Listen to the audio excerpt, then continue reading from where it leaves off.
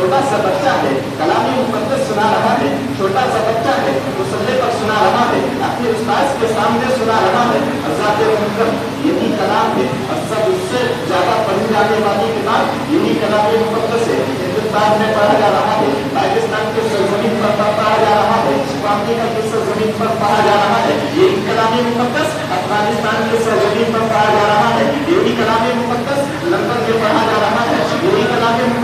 مقدس ایران کے اندر پڑھا جا رہا ہے، یہی کلام مقدس ترکستان کے اندر پڑھا جا رہا ہے، بلکہ جہاں سے سورج نکلتا ہے سورج جہاں ڈوبتا ہے سب دنیا کے اندر یہی کلام مقدس کے علم پڑھا جا رہا ہے۔ اب ذرا ہم اپنے ذہن پر غور کریں کہ کلام مقدس سب سے زیادہ پڑھی جانے والی کتاب اور ایسی کتاب ہے کہ اگر ہم دوسری کتاب کو پڑھتے ہیں تو اس کو ایک مرتبہ پڑھنے کے بعد دوسری مرتبہ پڑھنے دل نہیں چاہتا، تیسری مرتبہ پڑھنے دل نہیں چاہتا، مگر کلام مقدس ہے ایک مرتبہ پڑھو تو اس کو مزہ ملتا ہے، دوسری مرتبہ پڑھے تو وہ ایمان کے اندر روشنی آتی ہے، تیسری مرتبہ پڑھے تو ایمان کے اندر روشنی آتی ہے، بلکہ اللہ تبارک و تعالیٰ کے کلام کو جتنی مرتبہ کرے گا اللہ تبارک و تعالیٰ اتنی ہی مرتبہ اس انسان کے دل پر جو جنگ ہو گئے ہوں گے گناہ کی وجہ سے اس جنگ کو دھو کر صاف اور شفاف فرما دے گا دل کو۔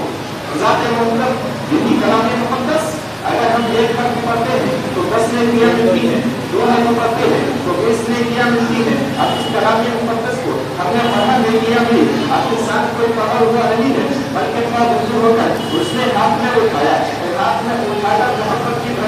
محبت بھری نگاہوں سے اس کا کلام مقدس کو دیدار کیا، کلام مقدس کو دیکھا تو ایسا نہیں ہے ثواب نہیں ملے گا، اس کو بھی ثواب ملے گا۔ اگر انسان کا پڑھا ہوا نہیں ہے، اگر اس کی بیدائی نہیں ہے، بیدائی ختم ہو گئی ہے اور اس کو کر اچھے طریقے سے اس کو بنا کر اگر کلام مقدس کو اس نے دیکھا نہیں بلکہ کلام مقدس کو اپنے سینے سے لگایا، کلام مقدس کو بوسہ دیا تو اللہ تبارک و تعالیٰ اس کو نیکیاں عطا فرما رہا ہے۔ کلام مقدس پڑھا ہوا نہیں ہے بلکہ تو دیکھ سکتا ہے کلام مقدس کی ایک سب اپنی نگاہوں سے دیکھی اور اس کا بسم اللہ الرحمن الرحیم پڑھا، اگر بسم اللہ نہیں پڑھا ایک مرتبہ ایک سبق دیکھی پوری پرانی تو اللہ تبارک و تعالیٰ اس پوری پرانی کے ذریعے سے بھی اس کو ثواب عطا کرتا ہے، اس کو نیکیاں کامیاب کرتی ہے، اس کو نیکیوں میں اضافہ ہوا کرتا ہے۔